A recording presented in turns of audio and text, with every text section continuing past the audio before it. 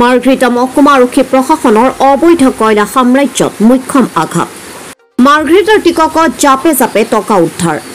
আজি পুৱতি নিশা মাৰ্ঘেৰিটা মহকুমা আৰক্ষী প্ৰশাসন আৰু মাৰ্ঘেৰিটা আৰক্ষী থানাই চলোৱা এক অভিযানত টিককস্থিত এগৰাকী কয়লা মাফিয়া গৃহত জব্দ কৰা হয় নগদ প্ৰায় 3 কোটি টকা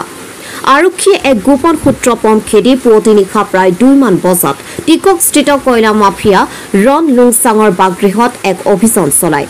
এই অভিযান কালত জব্দ হোৱা টকা গণিবৰ বাবে আৰক্ষীক প্ৰয়োজন হয় টকা গণনা কৰা মেচিনৰ এই বৃহৎ পৰিমাণৰ টকাখিনি টিককস্থিত অবৈধ মাইনিঙত 24 মে নিশা নিহত 3 ব্যক্তিৰ ঘটনাক গাপ দিবলৈ বুলি মজুত কৰি থোৱা বুলি সন্দেহ কৰা হৈছে অৱশ্যে আৰক্ষীৰ সঠিক অনুসন্ধানৰ পিছতহে জানিব পৰা যাব উল্লেখ্য যে অসম জাতীয়তাবাদী যুৱ ছাত্ৰ পৰিষদৰ মাৰ্ঘেৰিটা আঞ্চলিক সমিতিয়ে যোৱাকালি মাৰ্ঘেৰিটা মহকুমাধিপতিৰ হাতত এইজন অভিযুক্তৰ লগতে আন কেইবাজনো অভিযুক্তৰ বিৰুদ্ধে স্মাৰক পত্ৰ প্ৰদান কৰিছিল মাৰ্ঘেৰিটা মহকুমা আৰক্ষী প্ৰশাসনে গ্ৰহণ কৰা এই পদক্ষেপক অসম জাতীয়তাবাদী যুৱ ছাত্ৰ পৰিষদে ধন্যবাদ জ্ঞাপন কৰাৰ লগতে আন অভিযুক্তসকলৰ বিৰুদ্ধেও ব্যৱস্থা গ্ৰহণ কৰিবলৈ পুনৰ দাবী উত্থাপন কৰিছে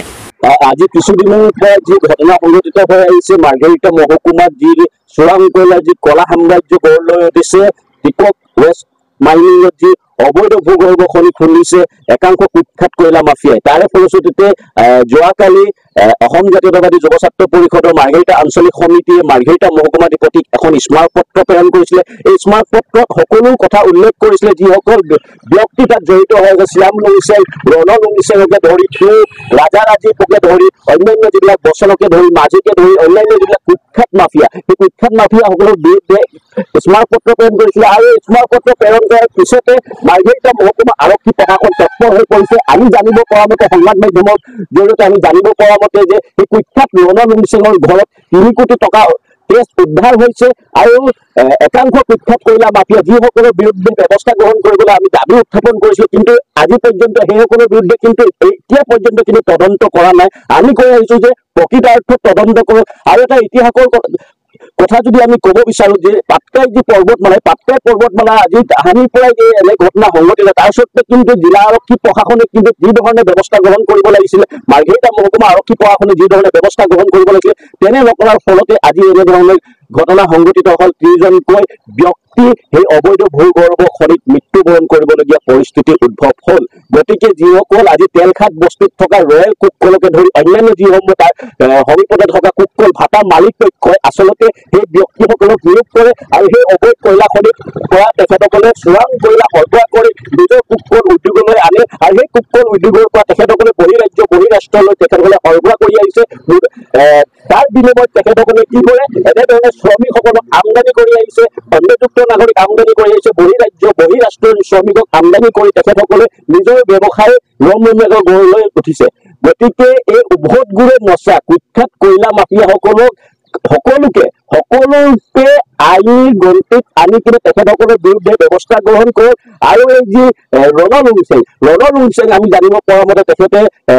পলাই পতন দিছে গতিকে তেখেতক অতি শীঘ্ৰে গ্ৰেপ্তাৰ কৰক আৰু যিসকল জড়িত আছে সকলোৰে বিৰুদ্ধে নিৰপেক্ষ তদন্ত কৰক মাৰ্ঘেৰিটা মহকুমা আৰক্ষী প্ৰশাসনক আমি ধন্যবাদ জ্ঞাপন কৰিছোঁ যে আজিৰ তাৰিখত যি ধৰণে আৰক্ষীয়ে ব্যৱস্থা গ্ৰহণ কৰিছে আহিলা ক'ব গ'লে এনেকে হোৱা নাছিলে কিন্তু আজি আৰক্ষীয়ে তেখেতসকলৰ যিটো কৰ্মদক্ষতা তেখেতসকলে জাহিৰ কৰিবলৈ সফল হৈছে গতিকে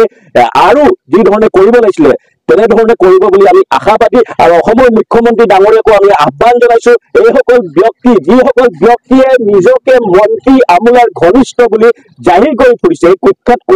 চোৰাং কয়লা মাফিয়াসকল এই ব্যৱসায়ীৰ লগত জড়িত সেইসকলৰ বিৰুদ্ধে তদন্ত কৰিব লাগে এই মুখা পিন্ধা যিসকল ব্যক্তি আছে এই যি স্মাৰক পত্ৰ যিসকলক অভিযোগ দিছোঁ মহকুমাধিপতিগৰাকীক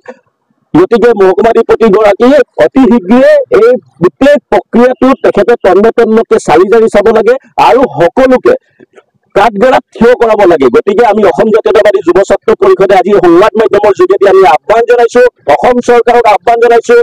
অসমৰ ব্যাগম যি পুলিচ প্ৰশাসনক আমি আহ্বান জনাইছোঁ অতি শীঘ্ৰে ব্যৱস্থা গ্ৰহণ কৰক অন্যথা কিন্তু অসম জাতীয়তাবাদী যুৱ ছাত্ৰ পৰিষদৰ যি আন্দোলন এই আন্দোলন কিন্তু অব্যাহত থাকিব এই 2জন লোক নিহত হোৱা বুলি অভিযোগ উত্থাপন হৈছে সেই ঘটনাক গাপ দিবৰ বাবে